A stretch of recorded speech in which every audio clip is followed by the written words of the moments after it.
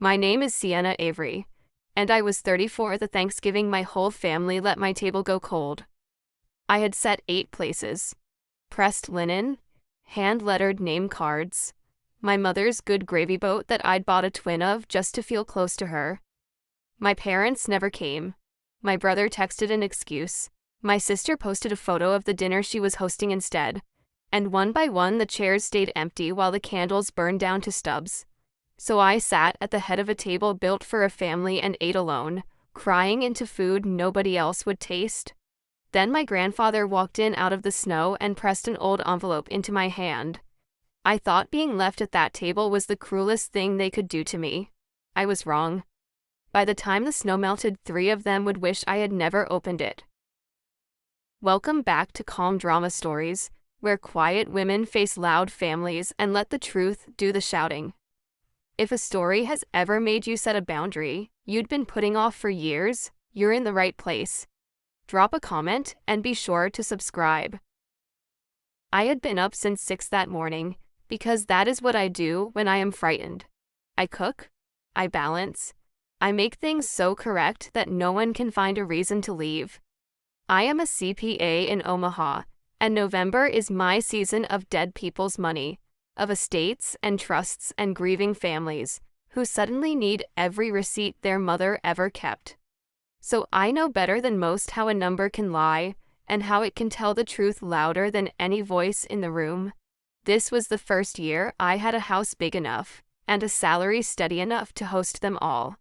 I wanted it to be perfect. I told myself it was generosity. It was closer to a plea. For 32 years I had tried to earn a seat at the Avery table by being useful, by being excellent, by being the one who never asked for anything and always brought the pie. A perfect Thanksgiving was just the grown-up version of a child's report card slid across the kitchen counter, hoping somebody would look up. I brined the turkey on Tuesday. I ironed the napkins on Wednesday. I wrote each name in my best hand, even the ones I wasn't sure would come, because hope is a stubborn accountant and it always rounds up. At 10 that morning, the house smelled like sage and butter and a future I could almost believe in. At 10:15, my phone lit up on the counter, and the first message slid across the screen, like the first crack in ice you only hear after you've already stepped on it. It started small, the way these things always do. Bradley first. Hey, something came up, can't make it. Sorry. My brother. 33. Allergic to the word no and to commitment in equal measure. Then Dana, my sister. 36. Change of plans. We'll do something another time. No apology. Just the clean snip of scissors. I told myself traffic. I told myself flu. I told myself anything but the obvious. Then my phone buzzed with a photo I wasn't meant to see, tagged by mistake in a group I'd been quietly left in. It was Dana's dining room. My parents at the table, Bradley pouring wine, my niece laughing. A turkey, golden and whole, on a platter I recognized because I had given it to my mother 3 Christmases ago. They were all there. They had simply chosen a different table than mine. I called my mother, Margaret, with my hand shaking so hard I nearly dropped the phone. She answered on the 4th ring, over the sound of people I loved enjoying themselves. Sienna, she said, it's a busy day.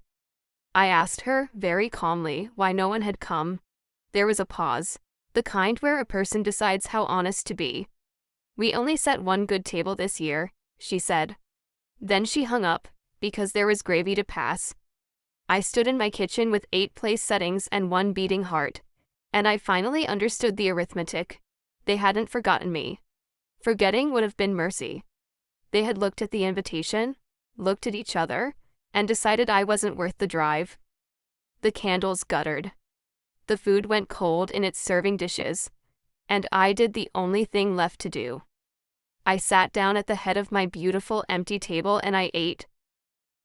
You have to understand that I had been eating alone at that family's table my whole life, even when every chair was full. I came to the Averys when I was 2. That was all I was ever told. Adopted, taken in, given a roof when I might not have had one. It was the kind of story a family repeats until it hardens into a wall. My birthdays were remembered late, if at all. I wore Dana's outgrown coats and was told to be grateful for the warmth. When report cards came home, mine got a nod, and Dana's got a celebration.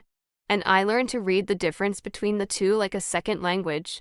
The lesson underneath was always the same, and my mother said it out loud once, the year I turned 12, when I asked why I couldn't come to the cousin's lake house. She crouched down so we'd be eye to eye, the way you do when you want a thing to land. You were a kindness, Sienna, she said, not a daughter. She meant it gently. That was the worst part. She believed she was being honest, even kind, telling a girl exactly where the edges of her belonging were drawn. I didn't cry. I went to my room and I studied, because somewhere in my small, bruised logic I had decided that if I could only be good enough, useful enough, undeniable enough, they would have to keep me. I made myself into a person no family could afford to lose. It is a tiring way to live. But there was one person in that house who never once made me earn my chair, and on the worst Thanksgiving of my life, he was about to come through my door. My grandfather Walter called me sweetheart, and he never put a price on the word. He was the one fixed point in a childhood of moving walls.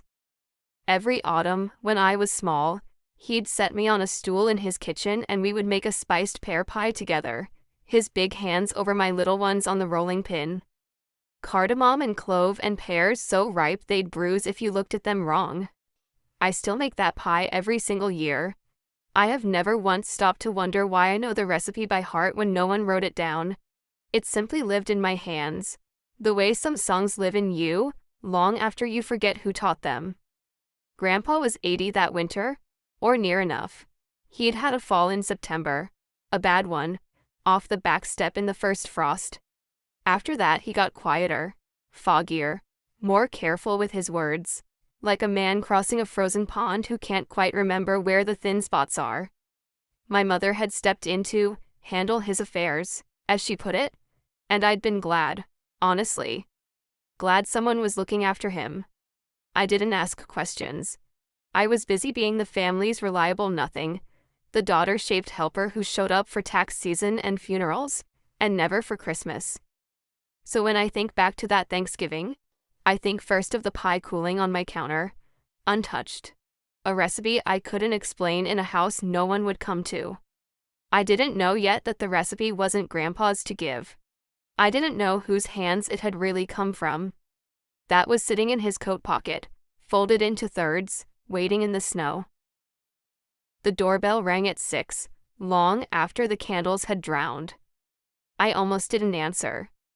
I thought it might be Dana, come to gloat or to apologize, and I had no appetite left for either. But through the glass I saw a hunched shape dusted white, and I pulled the door open to find my grandfather standing on my step. No hat, snow melting in his thin hair, breathing like the walk from the car had cost him something. They told me you weren't doing dinner this year, he said. Then I saw the cards on your mother's table, 8 of them, and only 7 chairs full at Dana's. He had counted. He had done the math an old foggy mind shouldn't have managed, and the answer had been me, alone.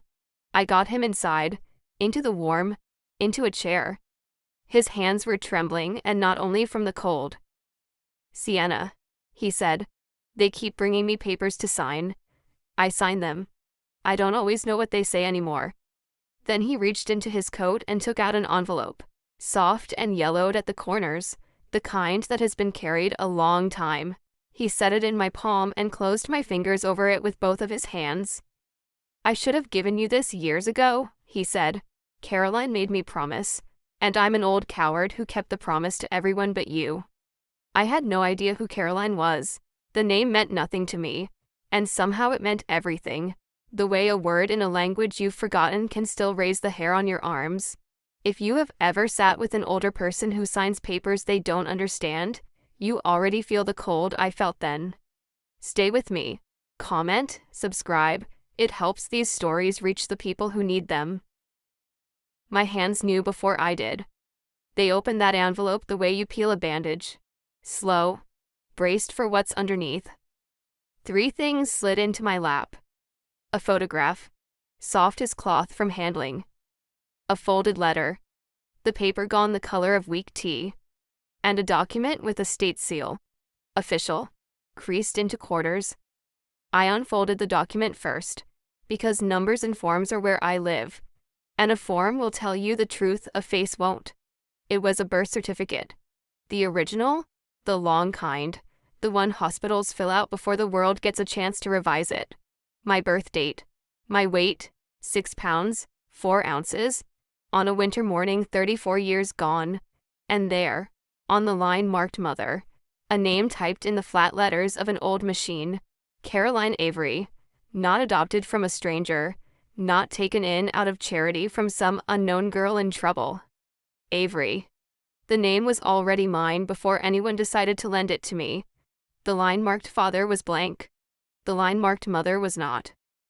I looked up at my grandfather and he was watching me the way you watch someone walk across that frozen pond, hoping, praying, that the ice will hold. "Grandpa," I said, and my voice came out very small, the voice of the girl on the stool with flour on her nose. "Who is Caroline?" He took a long breath, the kind that has 34 years inside it, and he told me. "Caroline was my daughter," he said, "my youngest, your mother." The words went into me slowly, the way cold water finds you, ankle, then knee, then heart. Caroline, Raymond's little sister. The aunt no one had ever once mentioned in 32 years of Sunday dinners, of photo albums I'd flipped through looking for a face that looked like mine. She had been 26.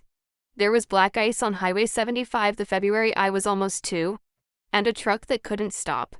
And after that, there was just a baby and a grave, and a family that decided the simplest thing was silence. She was driving back to us. Grandpa said, "Coming home. You were asleep in the back. You didn't have a scratch on you." He reached out and took my hand, turned it over in his, traced the lines of my palm with a thumb gone soft and spotted with age. "You have her hands," he said. "I've watched you roll out that pie crust every fall for 30 years, and seen Caroline standing right there. That's her recipe, sweetheart. Not mine.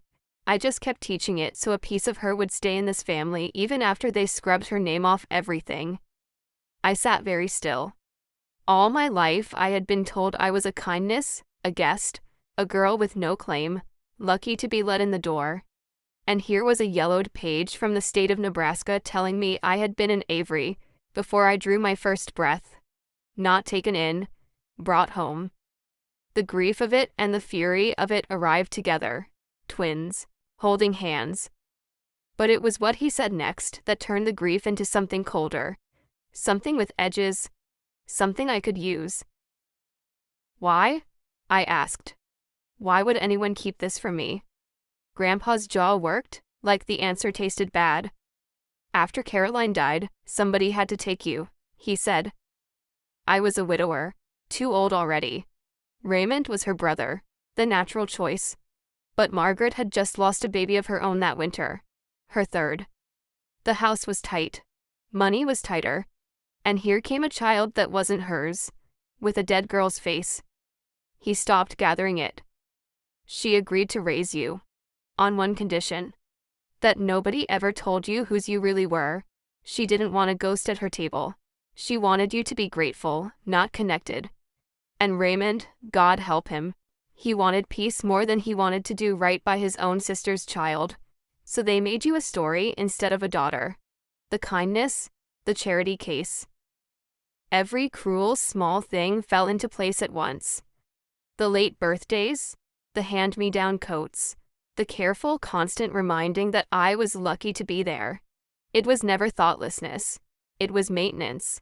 They had spent 32 years keeping a wall in good repair, because the truth on the other side of it would have made me one of them by blood, with all the claims that blood carries. A daughter could expect things.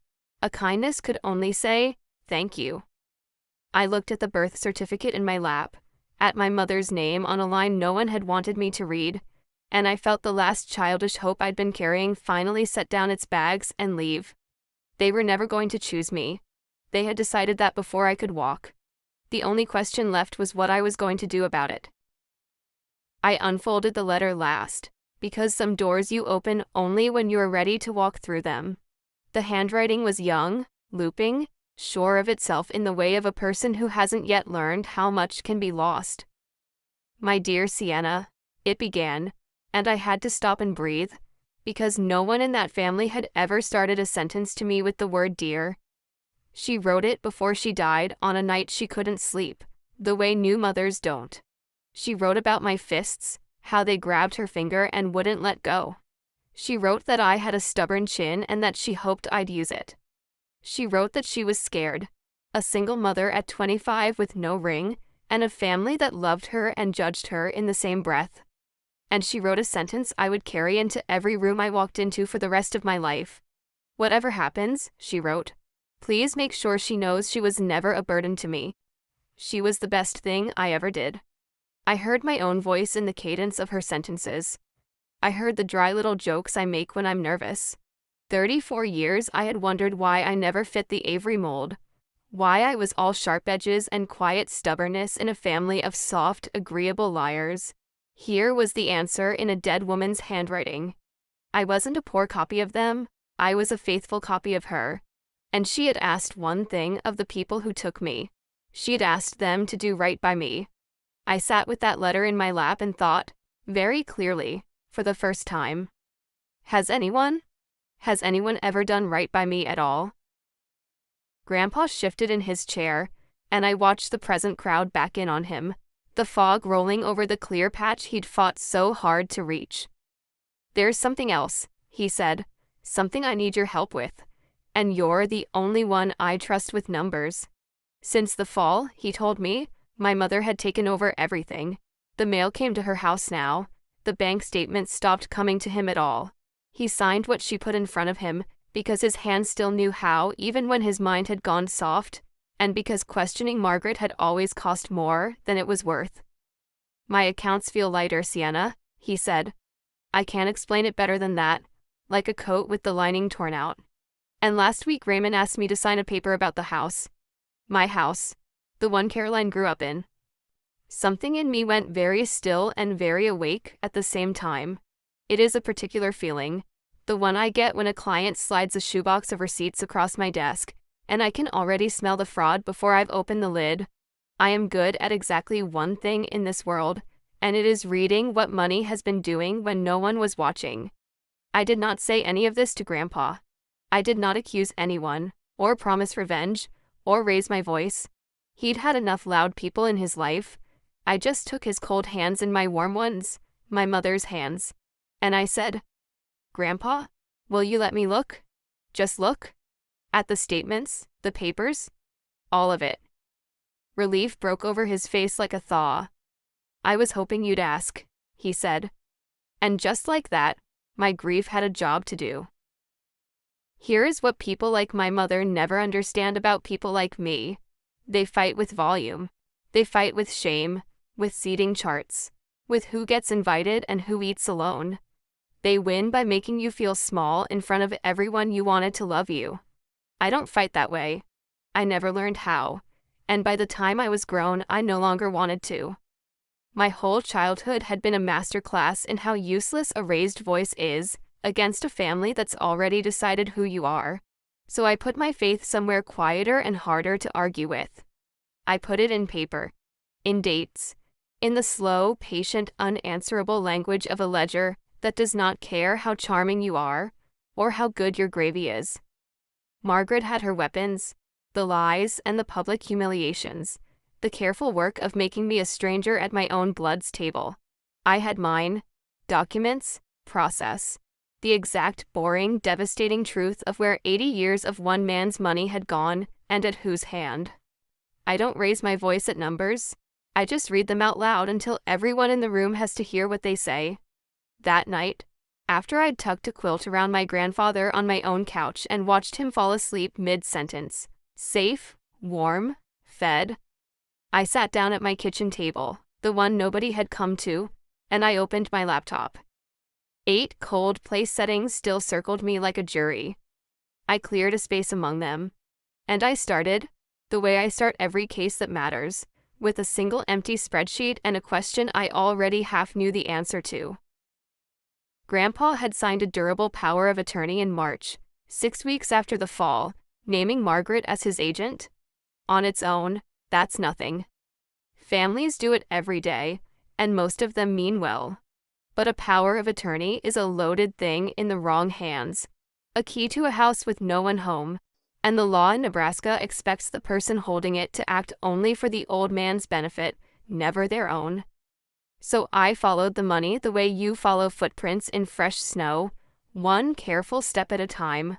What I found did not look like care, it looked like a harvest. Starting in April, money had begun leaving Grandpa's accounts in steady, deliberate amounts. $12,000 to Dana in May, tagged in the memo line as a loan. $9,000 to Bradley in June, another loan. Though I could find no note, no schedule, no sign anyone intended to pay a dime back. A new car, a roof, a home improvement on a house that wasn't Grandpa's. And worst, the account he'd set aside years ago and labeled in his own shaky hand, for my care, the one meant to keep him in his own home with help as he aged, had been drained to almost nothing by autumn. Then I found the drafts. A new will, half finished, sitting in my mother's email as an attachment, cutting the small bequests Grandpa had made to old friends and to his church, folding everything to Dana and Bradley. And a purchase agreement, unsigned but dated, for the sale of his house. Caroline's house. They weren't just spending him down. They were dismantling him while he was still alive to watch. And they were doing it fast, like people who had heard a clock start ticking. They had. They just didn't know yet that the clock was me. I read Caroline's letter again that night, all the way through this time, slowly, the spreadsheet glowing beside it like two halves of the same accusation. She had written more than I'd taken in at first. Near the end, in handwriting that had started to slant with tiredness, she wrote about money. I've put aside a little for her, she wrote. Not much. I clean houses and I save what I can. Daddy is holding it for me until she's grown, so she'll never have to feel like anyone's charity, so she can stand on her own 2 feet. Tell her it came from me. Tell her I was working. There it was, in a dead woman's hand. A fund. A small, honest, scraped-together fund, started by a single mother on a housekeeper's wages so that her daughter would never once have to feel the thing they'd spent my whole life making me feel. And folded inside her letter on a separate scrap was my grandfather's own note, dated years ago, in the firm script of a younger man. Caroline's money for Sienna, plus what I've added, kept in the family account, to be given when she's ready. I understood then exactly what account they had drained to nothing, not just an old man's savings. My mother's last gift to me, the one thing she'd left so I'd never feel like a kindness. They had spent it on a car for Dana and a roof for Bradley. The letter was the concrete thing I would hold in my mind for everything that came after, heavier than any number on any screen. Margaret had called me a kindness. The woman who actually bore me had spent her short life making sure I'd never have to be one, and the difference between those two women was the whole story. I folded the letter, smoothed it flat, and put it where I keep the documents I will not lose. Then I picked up the phone to find a lawyer. I want to be honest about what I did not do, because it matters. I did not hide a recorder under the Thanksgiving turkey. I did not bait my mother into saying something ugly on the phone so I could play it back. That isn't strength, it's theater. And theater is what my family was good at, not me. Instead, I did the unglamorous thing. I made an appointment.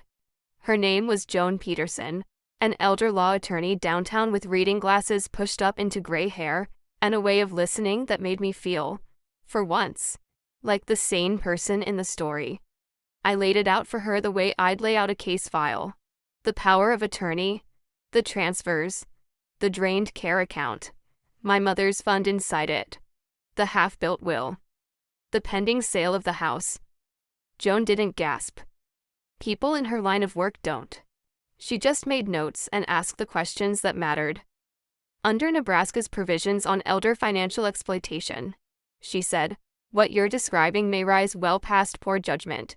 Misusing a power of attorney for personal gain can be a breach of fiduciary duty, and depending on what the records show, it could support more than that. She was careful with her words, the way good lawyers are, full of may and could and pending, never promising me a verdict, only a path. We could petition the court for a formal accounting. We could ask to suspend the power of attorney while a judge looked. We could report a suspected case to Adult Protective Services. None of it was fast. None of it was certain. All of it was real, and built of paper, and impossible to charm or shout away. It's a long road, Joan warned me. I told her I'd been walking longer ones since I was 2. They found out I was looking before I wanted them to. Of course they did. Banks called to confirm things, and a teller mentioned to my mother that her daughter, the accountant, had been asking how to request statement histories. Margaret called me that evening, and her voice had lost all its Thanksgiving sugar. I hear you've been poking around your grandfather's accounts, she said. I don't know what you think you're doing, but you need to stay out of family business. I held the phone away from my ear for a moment and breathed. He asked me to look, I said. Since when do you take his calls? You couldn't be bothered to set him a place at dinner. She laughed, short and sharp. He's confused, Sienna. He doesn't know what he's asking for. And neither do you. Then she said the thing she always reached for when she wanted to put me back in my box. This is between his children. You were never really one of us, and you know it. Once, that sentence would have ended me. I would have apologized, retreated, gone back to earning my chair with casseroles and silence. Not anymore. I had a birth certificate in a drawer that said otherwise, and a letter from a woman who'd loved me before any of them ever decided not to. You're right, I said, calm as a closing entry. I was never one of you. I'm something you should have been a lot more careful about. And I hung up first, which I had never once done in my life. If you've ever been told you weren't really family by the very people who needed you to believe it, I see you. Stay for what comes next. Send this to someone caring for an aging parent. Comment, subscribe, it's how the right people find these. For the next 2 weeks, I did what I am built to do. I built a record. With Grandpa's clear, written consent, given on one of his good mornings with Joan present as a witness, we requested the full histories on every account. We moved to revoke the power of attorney properly, through the right channels, so that no one could later say I had snatched it in the dark. I built a timeline in a spreadsheet that grew until it had its own gravity. Date, amount, account, recipient, memo, my note. Every transfer that left Grandpa's account since March sat in a row, lined up, undeniable, a parade of small thefts dressed as loans. My whole life, people had treated my over-responsibility like a flaw. Too careful, too much. Can't you ever just let something go, Sienna? But the thing they'd mocked in me turned out to be the exact tool the moment required. I am the woman who keeps every receipt. I am the woman who reads the fine print at the bottom of the page that everyone else signs blind. Margaret had counted on the family's habit of looking away. She had not counted on the one member they'd shoved to the edge being a professional at looking closely. Numbers don't gossip. They don't take sides at Thanksgiving. They just remember, with a patience that outlasts any lie, exactly what was done and when. By the end of those 2 weeks, I had a binder. Tabbed, dated, cross-referenced. The kind of thing I usually hand to a grieving widow so she can sleep again. Except this time the estate being plundered belonged to a living man who was still being asked to sign his own dismantling. And the next paper they wanted from him was the one that would sell Caroline's house. I almost felt sorry for my mother. I want to put that on the record, because it would be easy to make her a cartoon, and she wasn't one. Buried in the old family papers I'd pulled, I found the dates. The winter I came to them, Margaret had lost her 3rd pregnancy in October. Late. The kind that has a name and a tiny gown. And in February, with the grief still raw, her husband's dead sister's baby had landed in her arms, in a house where the heat got shut off twice that year. I found a note in her hand from back then, to Raymond, that said only, I can't grieve mine while I'm feeding hers. For a moment, sitting on my floor surrounded by the wreckage of two families, I understood her. I was a wound she'd been handed before her own had closed. There were even records of her sitting up with me through a fever that first spring, a receipt from an all-night pharmacy, her name on the line. She had not been a monster at the start.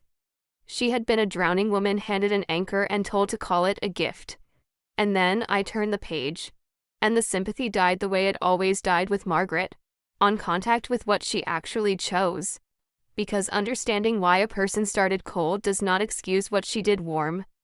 She knew, by autumn, exactly what that drained account had been for. She had Caroline's letter in the same box of papers I'd just been crying over. She'd read it. And she had spent my dead mother's housekeeping savings on a luxury SUV for the daughter she did keep. You can be a victim and a thief in the same lifetime. My mother was living proof. I closed the file. The almost sympathy folded itself up small and I put it away, and I did not take it out again. I gave Raymond a chance. He was my uncle after all, the only blood relative of mine left standing who'd actually known Caroline, who'd grown up with her, who'd carried me out of a wrecked car on a highway when I was not quite two. I drove out to his place on a gray Tuesday and sat across from him at his kitchen table, and I did not bring the binder. I brought the letter. I set it in front of him and watched his face do the slow collapse of a man recognizing his sister's handwriting. I know whose I am now, I told him quietly. I'm not here to blow up your life. I'm here to ask you to help me protect your father. That's all. Stand with me, Raymond. And most of this never has to leave the family.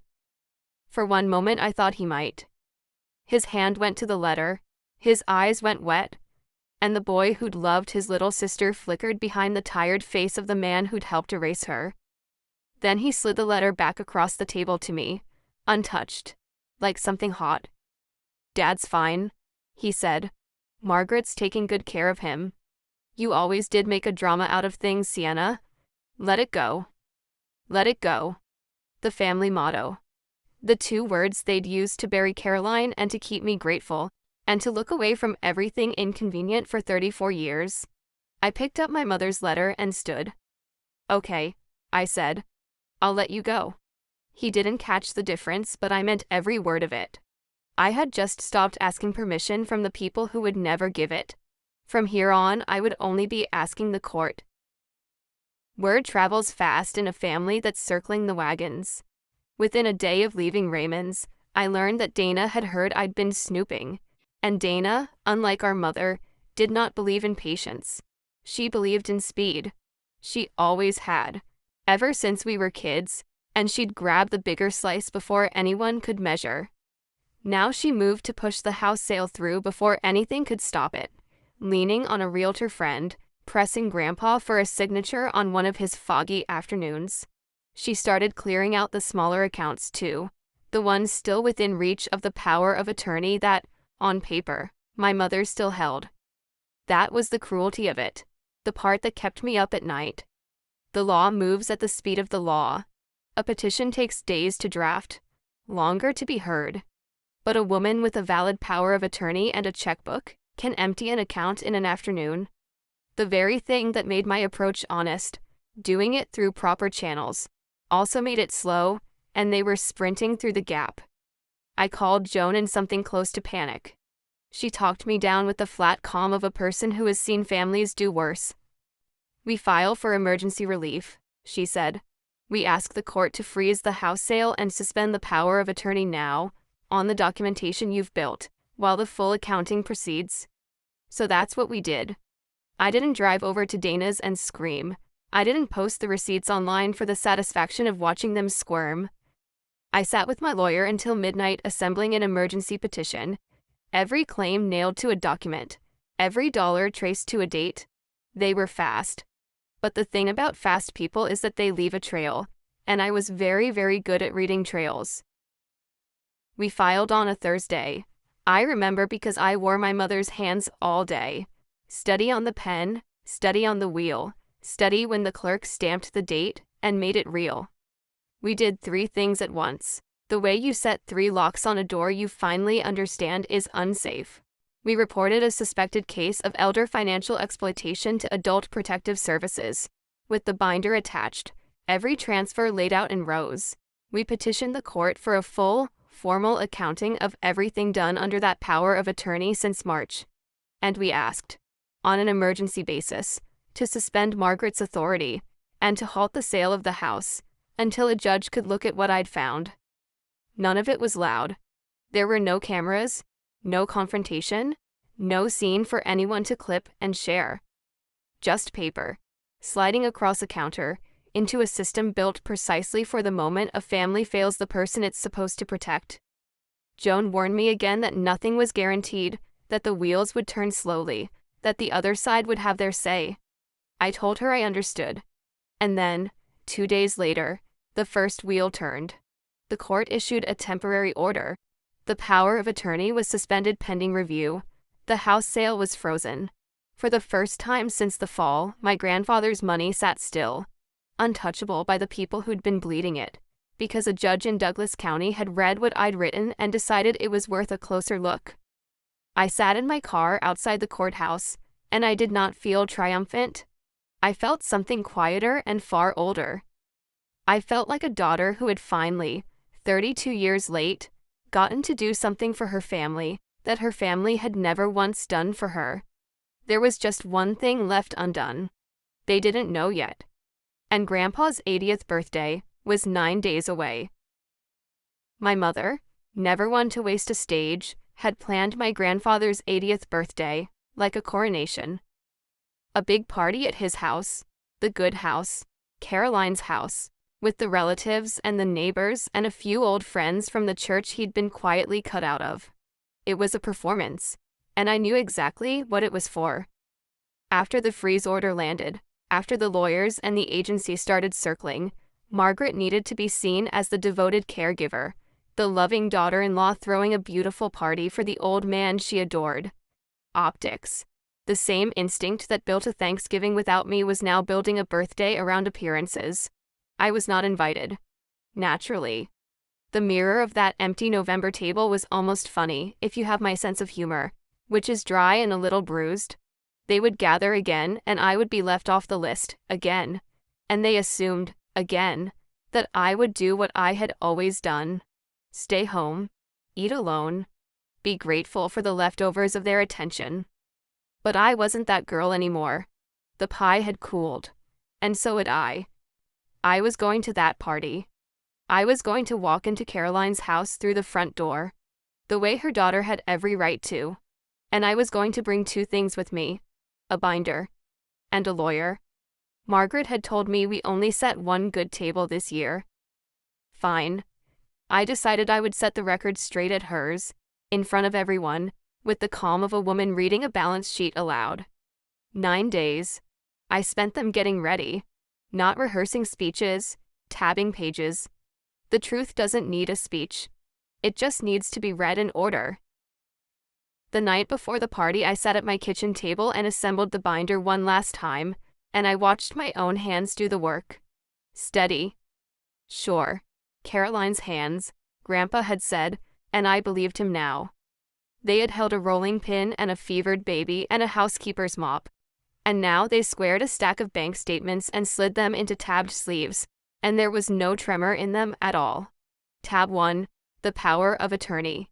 Tab 2, the transfers, in order, with the memo lines that said, loan over money, no one would ever repay. Tab 3, the drained care account, and beside it a copy of Caroline's letter, so that anyone who read the binder would understand exactly whose savings had bought that SUV. Tab 4, the half-built will. Tab 5, the frozen house sale, and the court's order beside it like a closed door. When it was done, I did one more thing, the thing that surprised me most about myself. I baked the spiced pear pie. Cardamom and clove and pears just past ripe. The recipe living in my hands the way it always had, except now I knew the truth of it. It wasn't a comfort I'd borrowed. It was an inheritance no one could drain, passed mother to daughter through an old man's stubborn love. I wasn't bringing it to make peace. I had no peace left to offer them. I was bringing it because I wanted something of Caroline's at that table, something warm, to sit beside all the cold paper. Her recipe and her records, her sweetness and her receipts, walking through the front door together in her daughter's steady hands. I slept 4 hours and woke up calm. The morning of the party, the snow had stopped. Caroline's house glowed when I pulled up, every window lit, cars lining the street, a paper banner over the porch that said 80 years young in my mother's careful hand. I sat for a moment with the binder on the passenger seat and the pie warm in its carrier, and let myself feel the size of what I was about to do. Then I went up the walk and let myself in the front door, because a daughter doesn't knock at her own family's house. The party stopped the way a needle scratches off a record. Raymond saw me first and went pale. Bradley froze with a beer halfway to his mouth. Dana's smile curdled. And there, across the room, were the witnesses I hadn't dared hope for. Old Ruth from next door, who'd known Caroline as a girl. 2 of Grandpa's friends from the church, the very ones the new will had quietly cut out. And by the bookshelf, in a sensible coat, holding a slim leather folder and a cup of coffee like she'd been invited, Joan Peterson, my lawyer, who had agreed that a public reckoning, witnessed and documented, was worth her Saturday. My mother came at me fast across the room, hostess smile stretched thin over fury. "What are you doing here?" she hissed, low, so the guests wouldn't hear. "This is family only. You need to leave." I held my ground and my pie. I did not raise my voice. I had promised myself I wouldn't. Not once. No matter what they said. And before I could answer her, before I had to, a voice cut across the whole bright crowded room, thin and cracked and absolutely certain. The voice of a man who had counted 8 name cards and 7 full chairs and never forgiven the difference. "Sienna stays." My grandfather had pushed himself up from his chair at the head of the room, one hand white-knuckled on the armrest, the other pointing at the seat beside him. The fog was gone from his eyes. Some mornings he came all the way back, and God had given him this one. "She stays," he said again into the silence, "and the rest of you are going to sit down and listen to what she found." Margaret laughed. That bright, brittle laugh she used to paper over cracks. "Dad, you're tired, you're confused. This is your party." "I am 80 years old," he said, "and clearer than I've been in months, and I am asking my granddaughter to tell the truth in my own house for once." Granddaughter. The word landed in the room like a dropped plate. I saw Ruth's hand go to her mouth. I saw Raymond close his eyes. I walked to the table, the long dining table set with my mother's good china, the family table I had never once been seated at as an equal, and I set the binder down on it. Not slammed. Set. The way you set down something heavy you've carried a long way. Then I baked pie beside it, and the warm smell of cardamom and clove drifted up into a room that had gone dead quiet. "Most of you don't know who I am," I said, and my voice came out level, almost gentle. "So let me start there, because it matters to everything else. I have spent my career talking to rooms full of frightened, grieving people about money, and I have learned that the calmer you are, the more they have to hear you. So I was calm. I was the calmest person in that house. My mother's name was Caroline Avery," I said. "I'm not the kindness this family took in. I'm the daughter you hid. And in the last 3 weeks, with my grandfather's permission, I've been reading the records of what's been done to him since his fall." I opened the binder to the first tab. "Let's start in March." I read it the way I read any case, plainly, in order, by the date.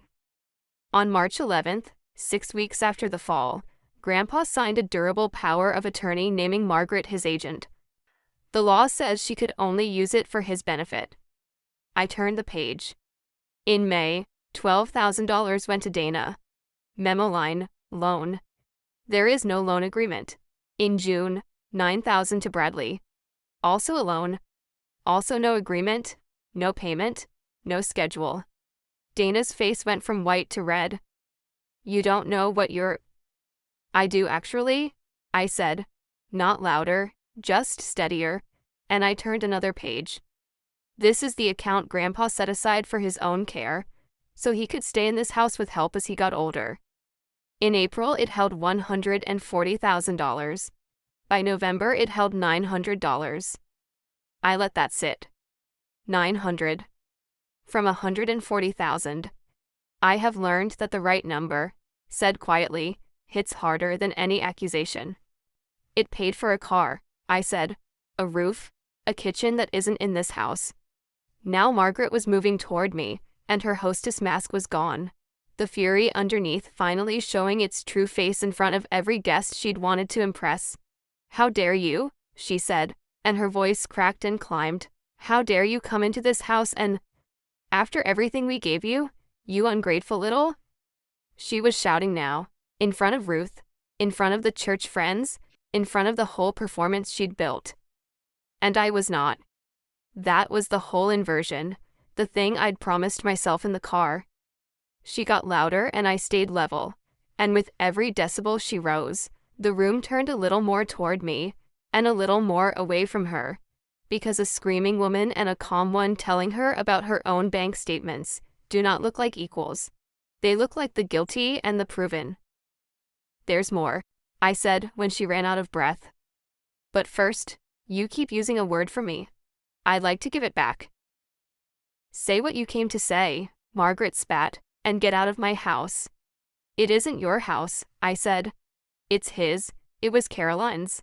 And you've been trying to sell it out from under him." Her chin came up, and she reached, the way she always did, for the one weapon that had worked on me for 32 years. "You will always be exactly what you've always been," she said. "You were a kindness, Sienna, not a daughter." The room held its breath. Once those words had been the floor falling out from under me. Now I just reached into the binder, slid out a single page, and laid it face up on the family china. The original birth certificate, the state seal, the typed flat letters.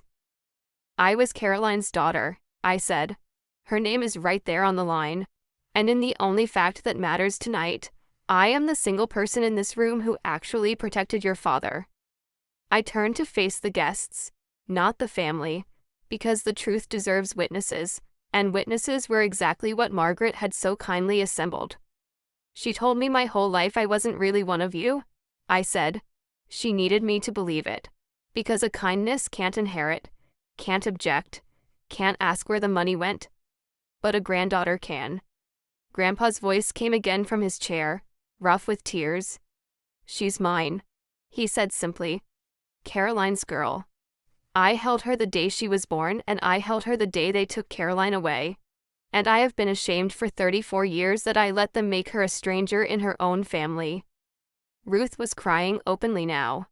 Raymond had his face in his hands, and Dana, my sister, who had set one good table without me, looked at the birth certificate on the china and then at me, and I watched the exact moment she understood that the girl she'd spent her life outranking had outranked her all along, by blood, by law, and by the simple fact of being the only honest person left standing. That was the moment my mother reached for the binder, to grab it, to scatter the pages, to turn it back into noise she could control. And that was the moment Joan Peterson stepped out from beside the bookshelf and set her coffee down. "I wouldn't," Joan said, in the mild voice of a person who has done this many times. "I'm Ms. Avery's attorney. Everything in that binder is already filed." The room turned to her. "2 days ago," Joan went on, "the Douglas County Court issued a temporary order. Margaret, your power of attorney is suspended, pending a full accounting of every transaction since March. The sale of this house is frozen, and a report has been opened with Adult Protective Services regarding the use of these funds." She let it land, then added gently, "You'll all have a chance to respond. That's how it works. But as of Thursday, no one in this family can move another dollar of Walter's money without a judge watching." There it was. Not a trick. Not a recording sprung at the perfect moment. Not some secret deed falling from the sky to save the day. Just the slow, unglamorous machinery of the law, set in motion by a woman with a spreadsheet and a grievance old enough to vote. The power my mother had spent a year quietly hoarding had been turned off at the wall, and she had found out at the party she'd thrown, to look devoted. Bradley sat down hard. Dana was already on her phone, calling someone, anyone. And Margaret stood in the center of her beautiful ruined party, mouth working, finding for once that there was no volume loud enough to shout down a court order. I closed the binder. I had not raised my voice once. The pie steamed gently on the table, and my grandfather, in the sudden quiet, reached out his hand to me across all of it. I took his hand. His thumb found the lines of my palm, Caroline's lines, the way it had on Thanksgiving night, and he held on. "I don't want it handled by family anymore," he said, loud enough for the room. "Any of you. I want a stranger doing my books. Somebody with no horse in this race, watching every dollar, so I can die in my own house knowing the truth's on the record." He looked at me. "Including you, sweetheart. Especially you. I won't have them saying you did this for the money." "I don't want the money, Grandpa," I said, and I meant it down to the floor. I turned and said it to the whole room, so no one could ever rewrite it later. "I'm not here for an inheritance. I don't want the house or the accounts or a single dollar of what's left. You can write me out of every will in Nebraska. I came because somebody had to stand between this man and the people robbing him, and it turned out the only one who would was the kindness you threw away." I asked the court the following week to appoint a neutral fiduciary, a professional with no stake and no name in this family, to oversee Grandpa's care and finances. I asked for nothing for myself, and the record shows it. For 34 years they had told me I had no claim on this family, so I made the only claim I ever actually wanted. Not to their money, not to their name, just the right to protect the one person who'd loved me without an invoice, and to do it in the light, where they could all watch, and none of them could stop me. Margaret had wanted a story instead of a daughter. She got one. It just wasn't the one she wrote. Here's how it actually ended, because real life pays its debts slower than the movies. The court appointed the fiduciary, a quiet woman named Patricia, who runs my grandfather's accounts now with the warmth of a parking meter, which is exactly what the situation needed. The formal accounting confirmed most of what my binder had already shown. Some of the money came back, the loans called in, the SUV sold. Adult Protective Services made its findings. There were no handcuffs, no dramatic perp walk, just the slow civil grinding of repayment plans and a permanent note in a file somewhere that the Averys had taken from their own. Margaret never apologized. She is not built for it. Raymond sent a single text months later that just said, "I'm sorry about Caroline," which was the closest that family ever got to the truth, and still not close enough. Dana and Bradley. I haven't spoken to since, and I've stopped waiting for the call where they understand. I didn't slam the door on any of them. I just stopped holding it open, stopped setting the extra places, stopped rounding hope up. Grandpa stayed in Caroline's house, with help that's actually paid for now, with Patricia watching the books and me watching the rest. He's slower these days, foggier. But on his good mornings, he still asks me to make the pie, and I still set him on the stool of my kitchen with his hands over mine. The way it started, the way it should have stayed. The cruelest thing they ever did was teach me I had to earn a family. The best thing I ever did was stop believing them. This Thanksgiving, I set the table again. 8 places, the pressed linen, the hand-lettered cards, my mother's good gravy boat. The difference was who came. Grandpa at the head, where he belongs. Ruth from next door, who tells me stories about Caroline as a girl until I almost feel I knew her. Joan, who turned out to be lonely on holidays and very good with a corkscrew. A friend from work I'd kept at arm's length for years because letting people close had always felt like a debt I'd have to repay. A neighbor and her kids. People I chose, and who chose me back. With no blood, and no obligation, and no invoice at the end of the night. The spiced pear pie sat in the center of the table where it had always belonged. And when I cut it, I told them all whose recipe it really was. My mother once told me we only set one good table this year, and she said it like a sentence, like a door closing. She was right about one thing in the end. You really only need one good table. I just had to stop begging for a chair at hers and build my own. The candles burned down that night too, the same as the year before. But this time, the light didn't feel like loss. It felt like every face it touched. 8 chairs, 8 people. Not one of them obligated to be there. All of them choosing it anyway. Family was never the people who shared my blood or signed the papers that bound me to them. It turned out to be the one old man who pulled a chair up to my cold table when no one else would. And the handful of people I finally learned to set a place for on purpose, because belonging you have to earn was never belonging at all. That's my story. An empty table, an old envelope, and a grandfather who finally told the truth before it was too late. If it made you want to check on an older person's paperwork, or look a little closer at who's holding their accounts, take that as your sign and do it this week. And if you know someone caring for an aging parent, share this with them. Thank you for being here. Drop a comment, hit subscribe, and I'll see you in the next one.